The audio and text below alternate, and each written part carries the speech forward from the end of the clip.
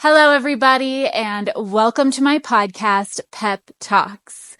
I am your hostess, Cat Frisby, aka Pepper, a licensed realtor in Colorado, and these podcasts are my real estate podcasts.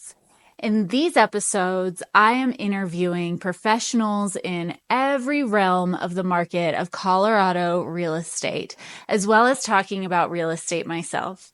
So hopefully you'll be able to pick up on tips, tricks, and tools for you to be able to buy, sell, or invest in the Colorado real estate market. Here we go.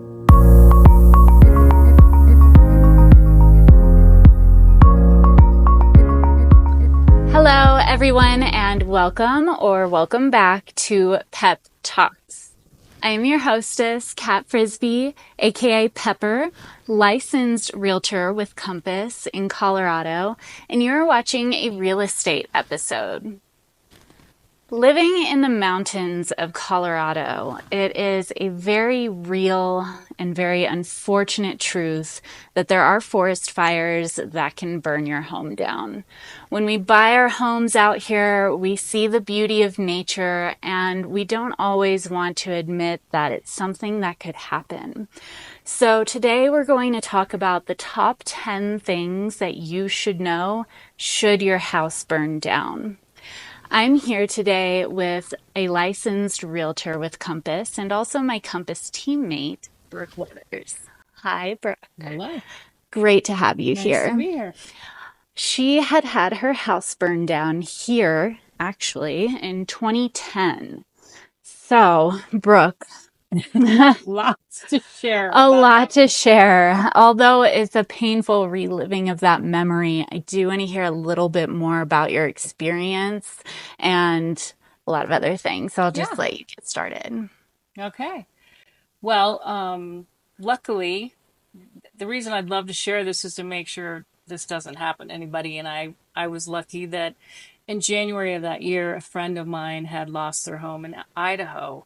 And it turned out that their insurer required that they rebuild on the same spot in the middle of a black forest. So he had called me and said, "Hey, I don't want to rebuild in the middle of this burnt black forest. So do you know if your policy requires that?" And I thought, no, I don't. So it was January of the year of the fire. And I pulled out my policy and I was like, oh my God, I'm severely underinsured. Yeah. And I called my insurance agent right away and said, "Where'd you get this number? I can't rebuild our house for this." And he said, "Oh, that's just what the algorithms gave us when we plugged in your address."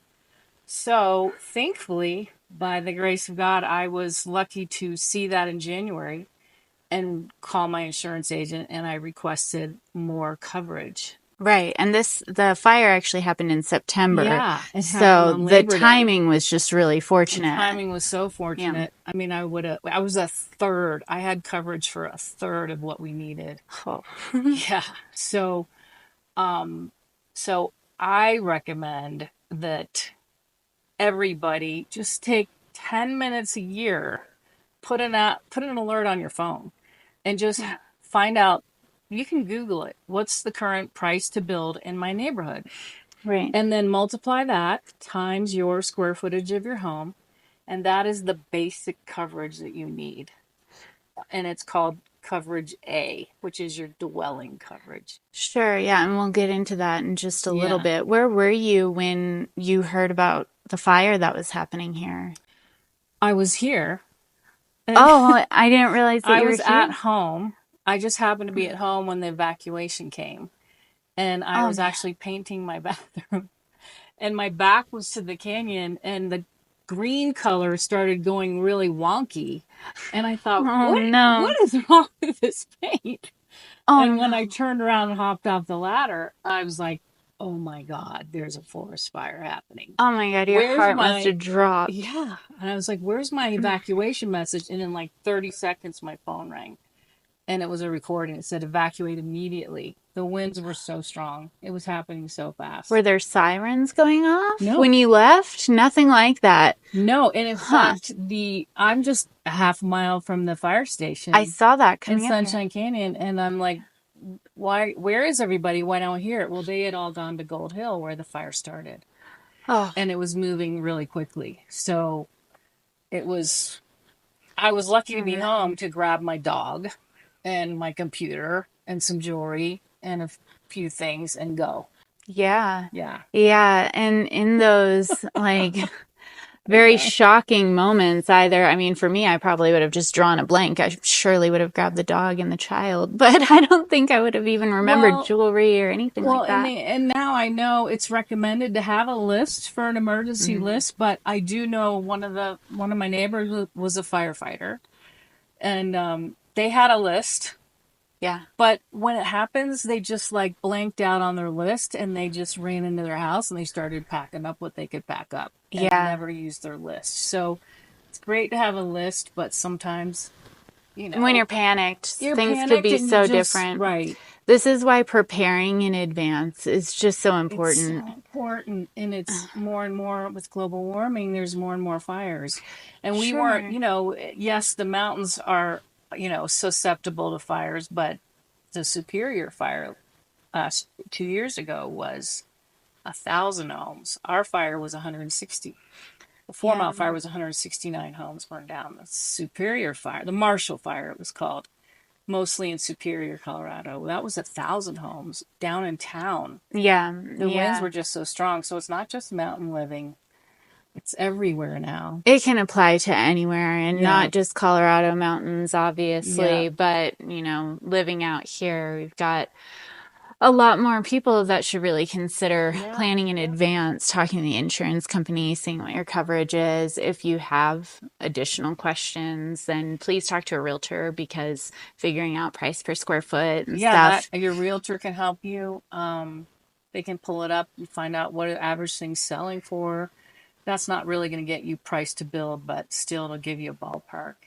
And it's Sure. just so it's such a boring exercise, but it's such a necessity Oh, because so many people were way underinsured, and we would I'm have sure. been if I just hadn't had that friend say, "Hey, Yeah. check your policy," and I was like, "Oh, okay," and I did. And with how many homes can be affected, the timing that it would take for insurance to actually help must be really gruesome.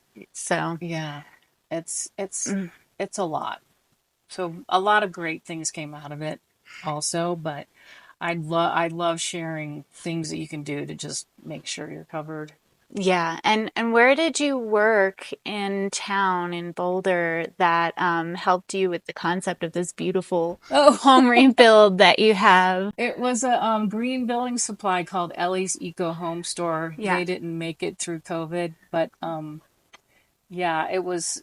I was working there, and had I was just off for the day, and I happened to. I probably said a dozen times, God, I wish I could rebuild my house with all these cool building materials that are healthy and carbon friendly. And yeah, and so Well, you I say ended that up being there able to do that. Yeah, you said that there are some benefits to what happened when you're looking at the silver lining behind Yeah, everything. yeah, And one of those is being able to rebuild your home if your insurance can cover it. And yeah, you said that even your electric bill has gone down immensely because of the yeah. way that you chose to rebuild. Right. I got to build exactly what I wanted. The old house that burned down really was too big. I kind of felt guilty living in it with just three of us. And Hmm. but I loved the location. I loved the view, and that's why we bought it originally. But I was like, this house is too big for three people, so I built a smaller house and got to build it brand new and make it eco-friendly and energy efficient. And so that is the silver lining. Yeah. And I got the master class in detachment from my stuff. Like I still like Oh, beautiful things, but they don't yeah. own me anymore. No. I own them. And Cleansing things can be so challenging yeah. because, I'm going through that process with my family right now in our home. And one of the rules that I heard that's been helpful is to get rid of anything that you don't either love or need. Yeah. So we're looking at some things sometimes and we think, do I absolutely love this or do I have an attachment to it? Yeah. Which is a big difference, but it doesn't feel very different. So Well, having, and the really funny thing that I forgot about it, but now you're saying that is it was Labor Day, and my husband and daughter were looking at a college in San Diego, and I was like, I'm going to clean up my office. I'm going to get all this stuff done. And there were 4 boxes behind my desk that I'd never unpacked in 3 years. And I literally said out loud, this is just too much stuff. Yeah. What would it be like to live without all this stuff? I said that out loud. Yeah. And my home burned down that day. So, well, and you were saved too in a way because, from that, and I'm not saying any of this to say that it's great that anyone's house burns down or that anyone has to go through that or the nightmare struggle or the amount of time it takes to move back in. But one of the reasons I had first thought about bringing you on the podcast was your story behind how you ended up getting the funds from insurance to be able to rebuild. It was crucial. You can maybe dive into this a little bit more, but essentially what I heard was that before you had left, you took a portfolio of your modeling and all of the designer and couture clothing that you were wearing, and that was one of your only pieces of proof to insurance on how much you had lost. Yeah. Or at least enough to start covering things. Well, because come to find out, you have to make a list, even if it's replacement coverage for what you had. You've got to make a list of everything you owned, and then they value that and they depreciate that, and they will give you replacement money for it when you replace it.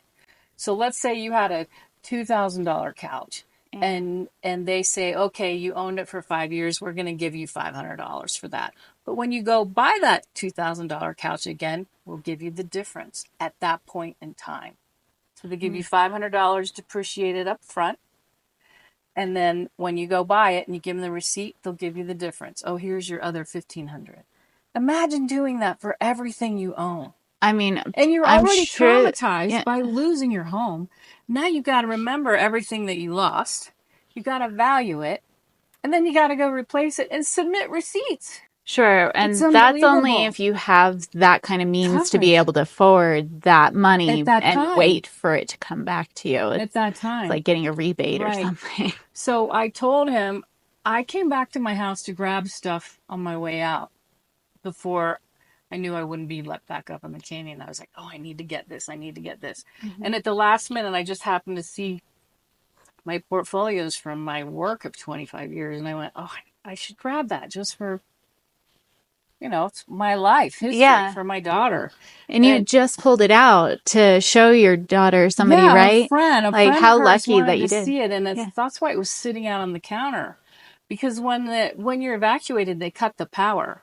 So if you're evacuated at night, it's going to be pitch dark in your house. Yeah. It was daytime, but it was still dark. And so I said, I should grab that. And then when I found out this is the process of how it works with insurance reimbursement, I said to the guy, because the insurance adjuster got here before we did to see the house was completely gone. And he said, this is how it works. You need to list everything that you lost and the quality of your furnishings and all this. And I just said, hey, you're going to see a list of unusual things, because I had haute couture gowns and shoes and bags and costume jewelry and more than the average person. And you're going to go, what is all this about? So here's my portfolio to prove this is what I did for 25 years. Yeah. And it was Valentino and Chanel and big names. And I'm not going to go replace all that. No. But I could have sold it. Absolutely. On eBay, on Craigslist, to Poshmark today, whatever. Those were worth a lot of money. I'm not going to go replace them. But it was value that I lost. Absolutely. So I was, by the grace of God, I had that. And he took photos of it to prove I was who I said I was, or I did what I said I did. Yeah. And then he goes, just make me a informal list of all those, how many you had and who they were and your guesstimate of value. And doing all that, it took us over what our coverage limits were for contents. That's another part of your insurance that I'll explain later. But I didn't have to do that list of every fork and knife and spoon and shampoo bottle in my house. That took care of everything, and they gave us a check for our limits of our coverage. And that's so awesome. Yeah, I'd But heard. I felt bad for people that had to do it the other way around.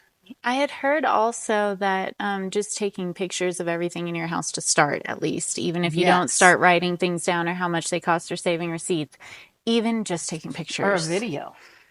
Just That too. video, walk around your entire home, open the drawers, open the cabinets, everything, Open so your you could closet. see what was in there, and just videotape the whole thing. Make a copy, give it to a friend that's off site, because if your copy's here, it's going to burn up. Yeah. Yeah. And Well, then you'll have you'll have record of, oh yeah, that's because it's a challenge to write down everything you owned in your whole and a house. heartache. And Such a heartache. heartache Yeah, to just super think like heartache. writing down everything that you're literally never going to have again. Actually, those things you can replace some identical No, stuff, and but I was so fortunate in my attitude about it, because on my last trip out of my house, throwing things in my car, I happened to glance down from my front door, and I have this 3 foot, 4 foot garden angel statue in my yard. And I happened to just say out loud, okay, it's up to you. Whatever is for our best and highest good. I didn't say save my house. I said whatever's for our best and highest good, it's up to you. And so a few days later, all the evacuees were at Coors Field on CU, and I saw my neighbor, and I go, have you heard anything? And he goes, yeah, we snuck up with a fireman in the back of his truck. And he goes, do you want to see? And I was like, sure. And he shows me this video of his son walking down a driveway. And I go, well, where's that? He goes, that's your driveway. oh no. But in the next second, his son says with his camera, but look what was left. And it was that's the only thing that was standing on a 3-story home that burned down. So that's grace, right? Absolutely. The moment I found out my home burned down, the next moment he goes, but look what was left. And I had said, whatever's for our best and highest good. I get goosebumps every time I tell that story. You should. I mean, that's such a balanced and realistic way of looking at things, and so much peace. So much peace. So I went, okay, it was easier to accept. A lot more easier than other people. Absolutely. It's hard. I mean, think about it. But that happened. Yeah. So that just changed my whole perception. Absolutely. Yeah. Change is one of the only things that's actually promised us in Yes. life. And so what changes, you don't really have a say in that. But Yeah, so that was true. Like, wow, okay. I said that. So this is for our best good. So make lemonade. Yeah. well, and I mean, it sounds like a lot of your word becomes true. So you wanted to build your home with all these I beautiful did, tools. Yep. You wanted your office to be clean. Exactly. Yeah. So be integral with your work. Yeah. I think that there's a Yeah. little bit of advice there for sure. For sure. Well, all right, let's dive into the top 10 things.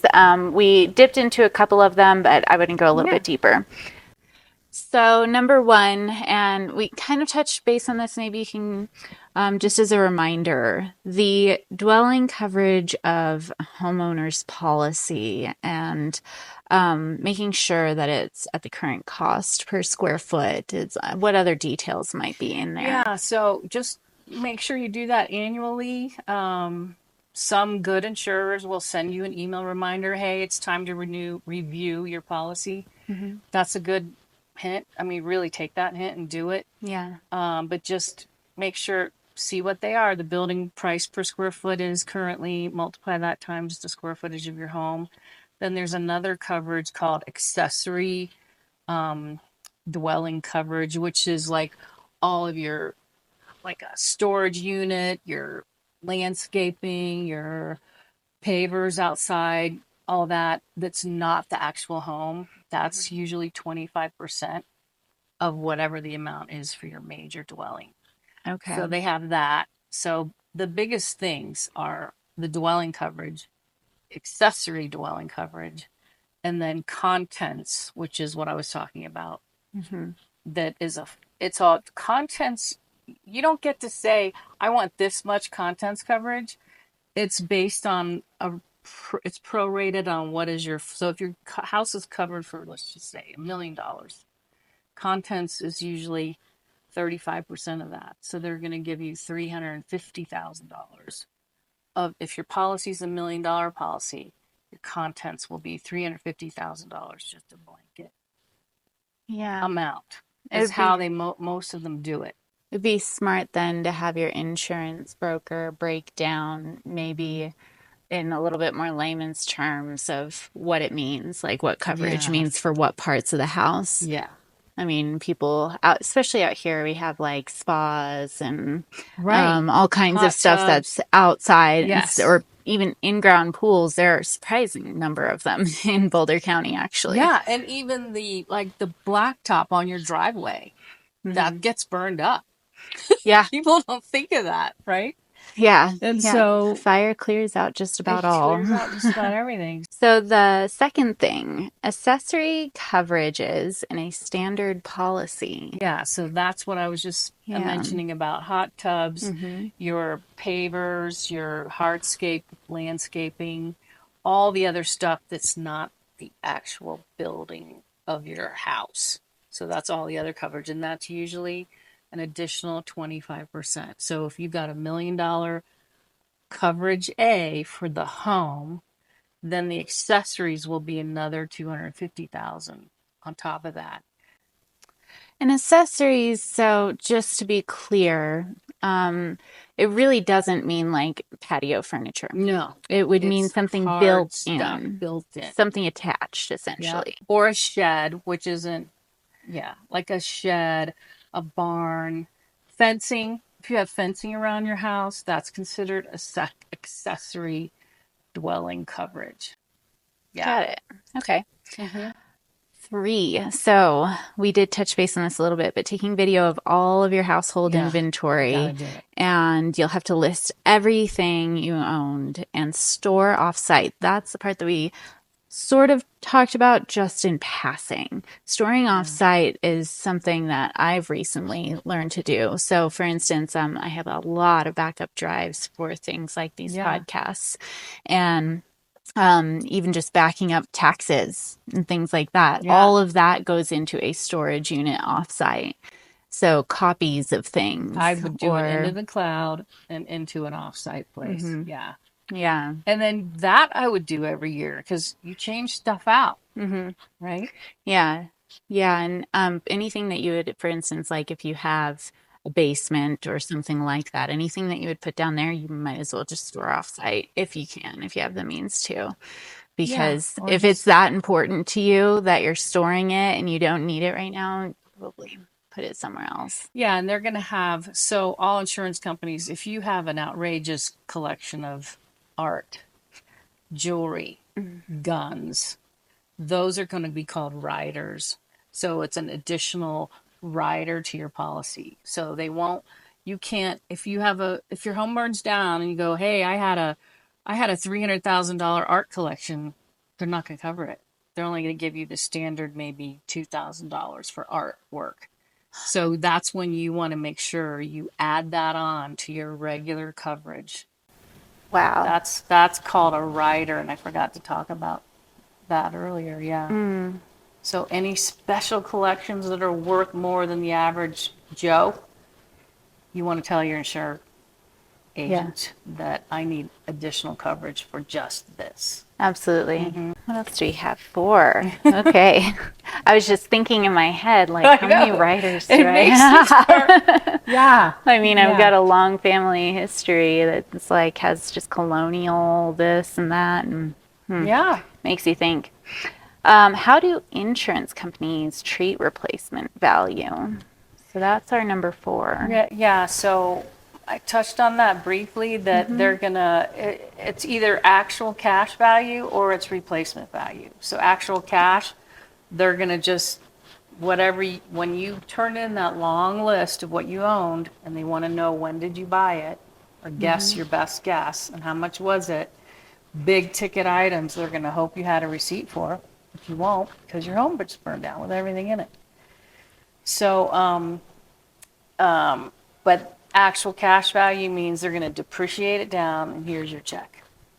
Replacement value means, as I was saying, if you have a $2,000 couch, they will give you replacement value, but you have to go buy that $2,000 couch again, because up front they're going to give you the $500.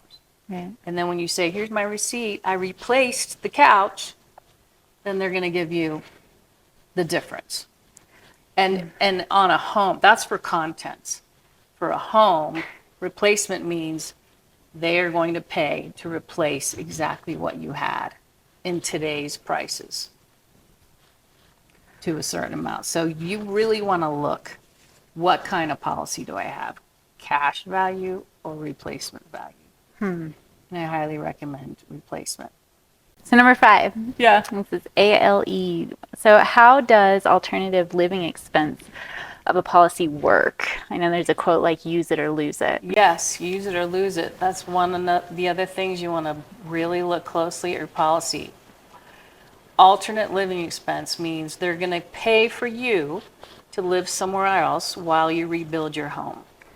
You keep paying for your mortgage because you're the one that signed a mortgage to borrow that money. So now you got no home.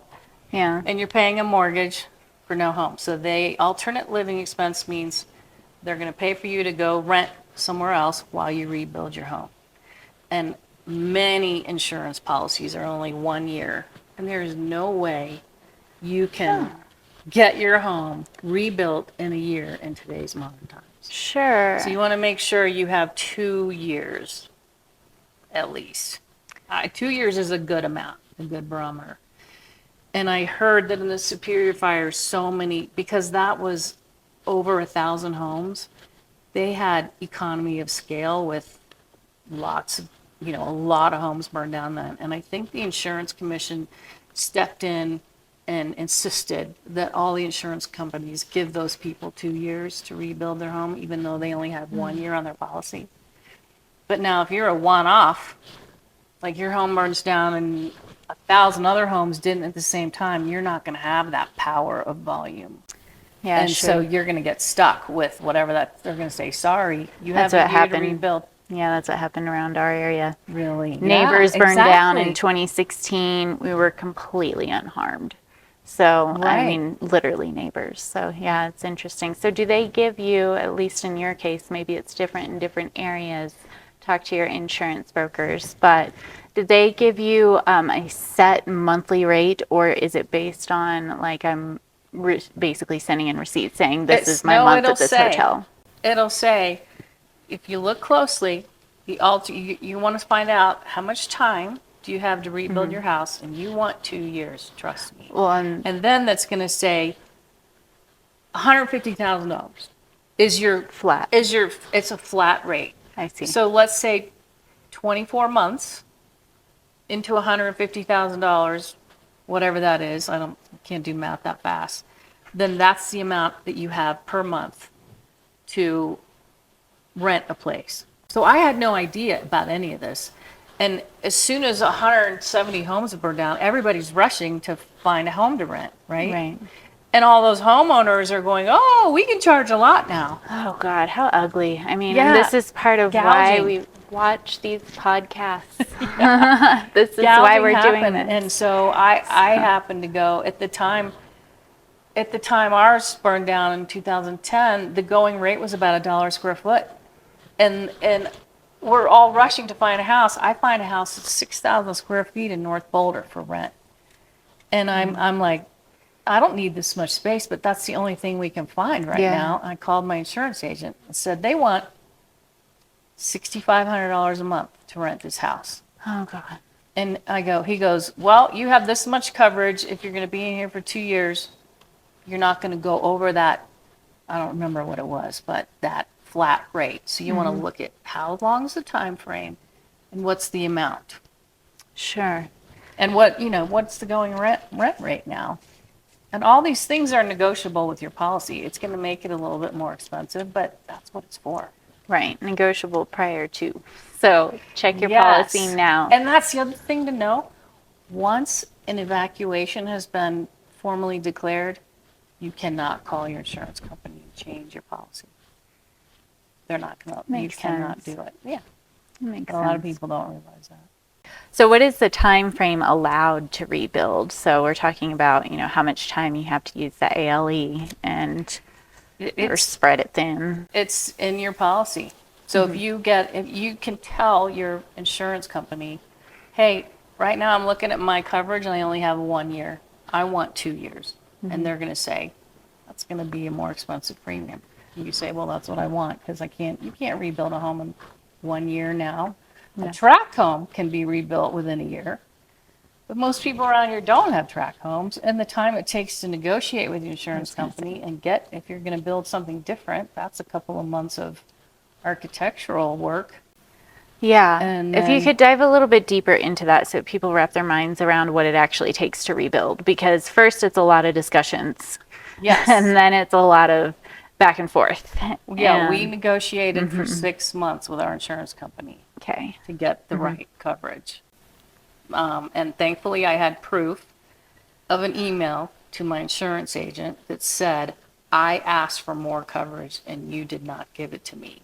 And now you're telling me I don't have enough money to build my house. So I had to sign a non-disclosure, but we worked through that. But all I'm saying is, that's why it's really important to look at your policy every year. And so there's the time to negotiate, unless if you're covered and if everything's good, you're like, okay, we're going to rebuild the exact same house we had. Guess what? In a wildfire, there's 160 other homes looking for a builder to build their home. Yeah. And that was a huge problem in Superior in the Marshall Fire. And I think that's why the insurance commissioner required legally that all insurance companies gave them 2 years to build, because no builders are all busy. There's not enough Everyone's builders. busy. Yeah. You're like, okay, get in line. I'll be done with this house in 8 months. Yeah, I was You're about to next. say. That's another 8 months. Yeah. So, I mean, there's a lot of builders out there, but still the process. And if you're not going to rebuild the exact same home, then you got to work with an architect. That takes a month or 6 weeks. Unless you know exactly what you want and you're done and he draws it and you're good to go in a week. But that's not the average person. Yeah, well, inside, no, you might know exactly what you want, and then you put it on paper and you're like, I don't know about that. Or you get new information. And it takes the average builder 3 weeks to quote a cost of building a home, because he's got to go get all the bids from all of his guys. Yeah. For framing and flooring and all that. So material, it takes all a of it. good 3 weeks. And a lot of them charge to do that, and they'll apply that to the price to build your home, because it's 3 weeks of their time too. Yeah, absolutely. Yeah. And then the actual building. And if there's any delay, like that time that plywood was scarce, if plywood, I remember that. yeah. So everyone that was building their home had to wait for plywood to come in. That's a domino effect. So it took us 3 years. But So 3 years in total. So the final year, we were lucky that we had the means to pay rent where we were living. I was going to say, did you end up staying there and having to pay that overhead then? No, we ended up moving out of that. Okay. It was a year later, and we had more time to find something more reasonable, and because we knew you start seeing the domino effect of the time frame. And so we were like, we're not going to pay $6,500 a month for another year. But if you can find a more reasonable place, then we thankfully had the ability to pay for it. Well, and you had the time to find another place too. Oh my gosh, 3 years is a long time. Okay, we're on to number 7. I feel like I'm playing like a game show. Okay, so what can you do if you have a HELOC or a second mortgage on a home with a total home loss? So HELOC means home equity line of credit. A lot of people get those against their home to do a big renovation or whatever it's usually a sizable chunk. And and it's also called a second mortgage informally. And so if you have one on your home, which we did, we had a $70,000 home equity line of credit on our home. Now you're like, well, I called the company and said, our home has burned down. They are the second mortgage holder. They're second in line. Well, they don't have recourse. The first mortgage company has recourse with an insurance claim payout. So they are kind of left high and dry because they have loaned money against a home which is no longer there. And the first mortgagor is going to get all the payout of the insurance money. So here's something else that I didn't realize. When the insurance company issues your check, they don't just, here's your check. Well, they do say, here's your check for your contents insurance to go start buying clothes and everything. But they don't hand you the check to rebuild your house. The checks get signed to the builder and to you, and they go out in draws. Because insurance companies know that, they don't want, first of all, they don't want a builder walking off with let's say $1 million of your money and then the house isn't finished. They kind of become an overseer of your funds. And so the draw checks are, sometimes issued like $100,000 at a time or whatever. It's agreed upon up front with your builder's contract.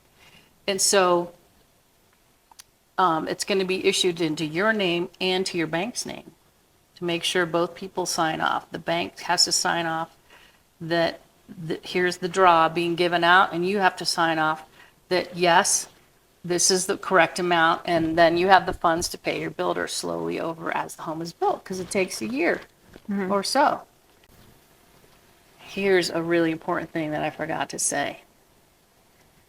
So let's say I'm using $1 million because that's just easy round numbers. Sure. Yeah. But let's say you have $1 million policy and you're going to rebuild your home, and your insurance company owes you $1 million to rebuild your home.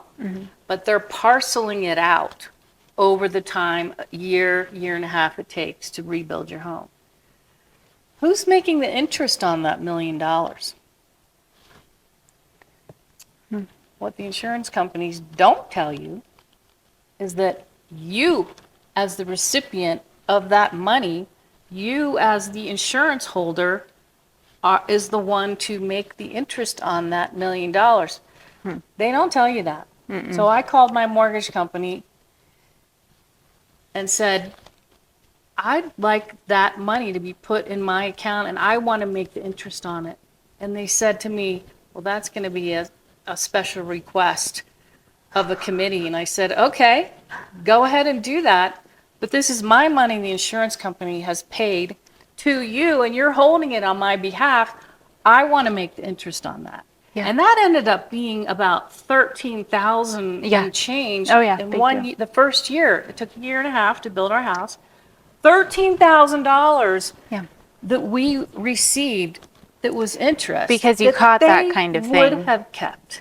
Yeah, and I have to pause. I'm so sorry. That should have been one of the biggest things that I said. Oh, no, that's okay. And I have to pause you there because these little nuances and pieces are also part of why you want to talk to realtors like Brooke and like myself and your insurance broker. I mean, and talk to numerous, because you'll get a lot of really valuable information that usually comes from experience. So yeah, and that is something your insurance company is not going to share with you. Sure. They want to make that interest. Sure. And it's not calling the insurance companies bad guys. No, we're not calling them that. But it's just the way things have gone for a very long time. Yeah, and so in the insurer's defense, if they do decide, laws change and maybe they decide to give it all to the mortgage holder, your mortgage company, all at once, well, that mortgage company isn't going to share that with you either. You have to ask. Yeah. I want to earn the interest on this money that you're parceling out as I rebuild my home. Yep. You have to ask. Thank you for sharing that. Number 8. So, this is good. So, explaining the difference or benefit, if you will, one's going to be more beneficial than the other generally, between handling the claim yourself versus paying a 10% or so to a third party to facilitate. Yeah, and that's just a question of, your life circumstances. If you're in a crazy job that you work 12 hours a day, you are not going to have the time to deal with this. No. It's a part-time job at the minimum. Yeah. And so there are companies out there that they come in when there's a big major wildfire and they say, hey, we've done this, we have experience with it, we'll do the whole thing for you for 10%. And so that's a decision to make.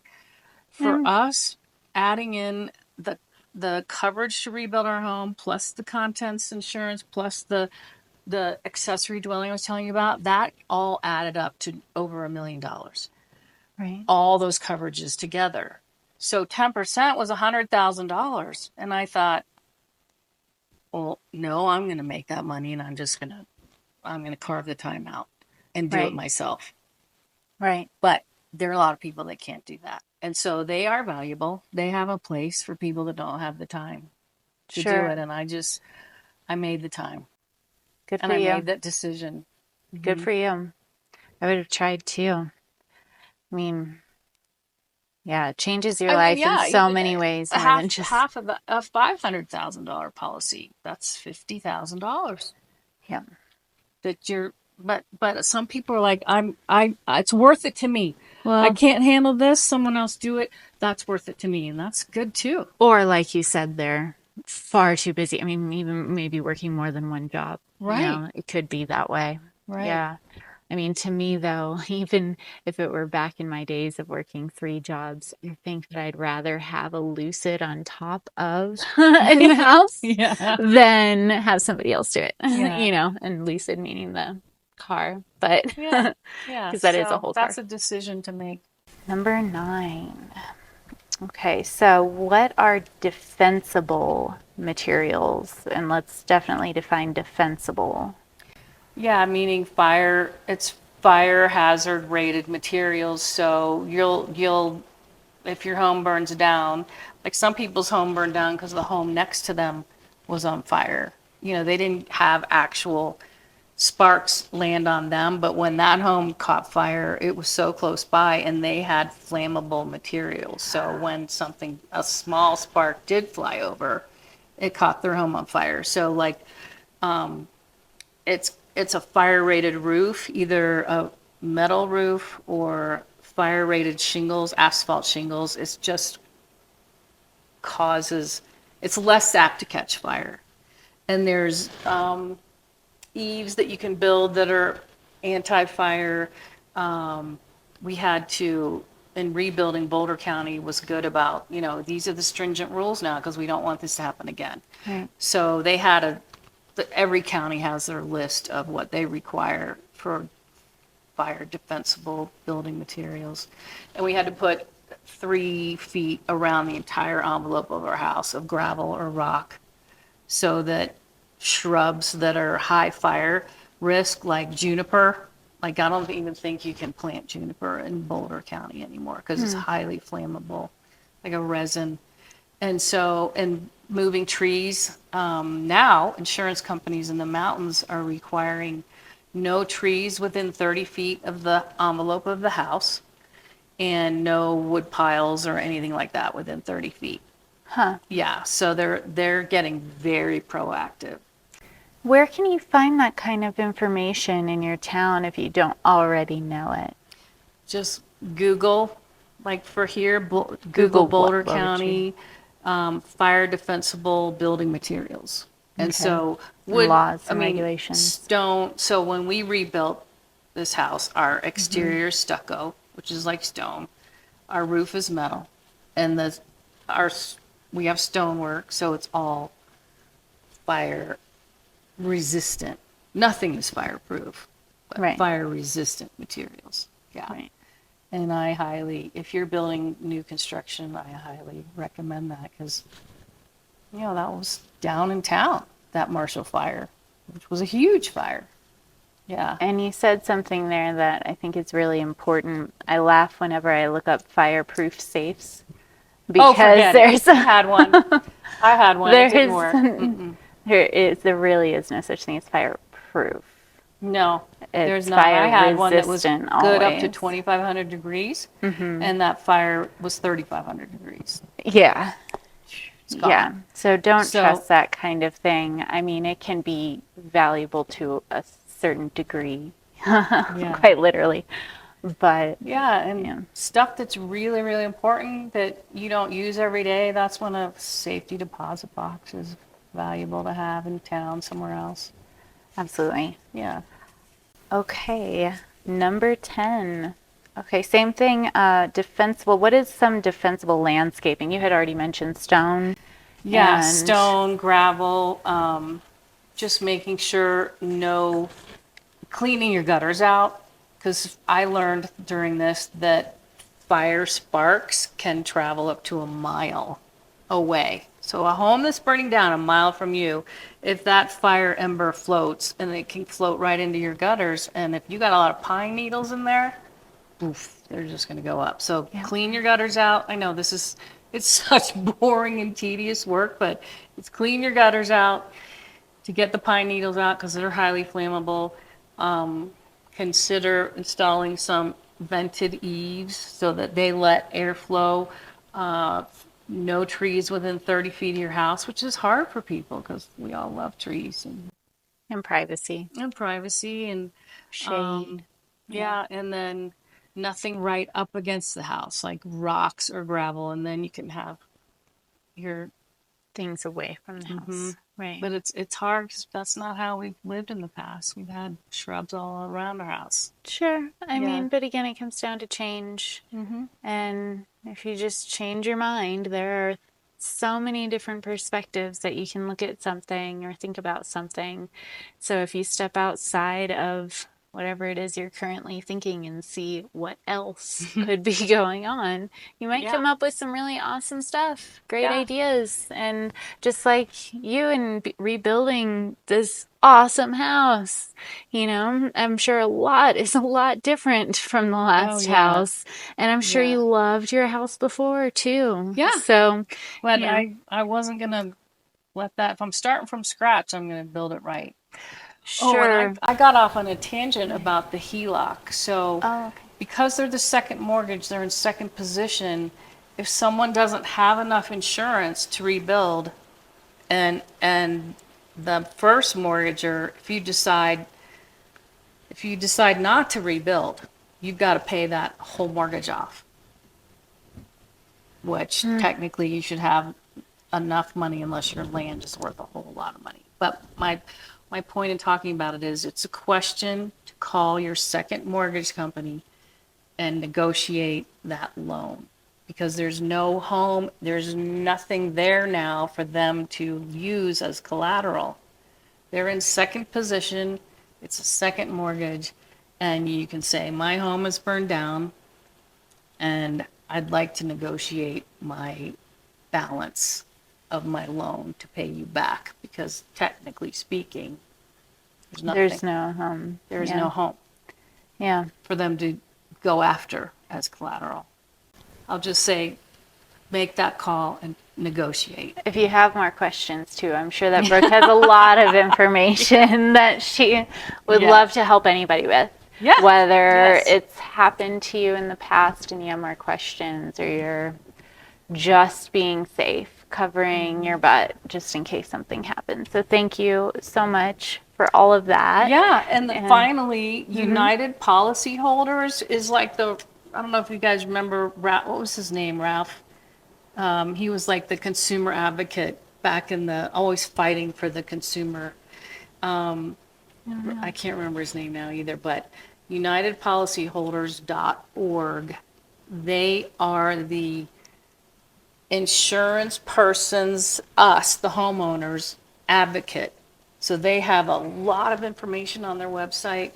They have attorneys that you can talk to, but they fight for the average man, because the insurance company's job is to pay you the least amount possible. So you just really have to understand that. Your insurance company's job is to pay you the least amount. So if you ever have questions about you're not being fair with me, you call United Policyholders and they will help you.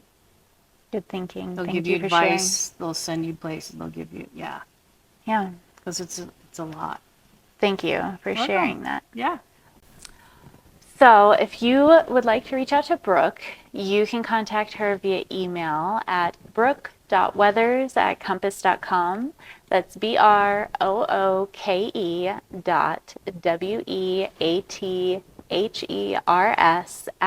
BROOKEWEATHERS@compass.com.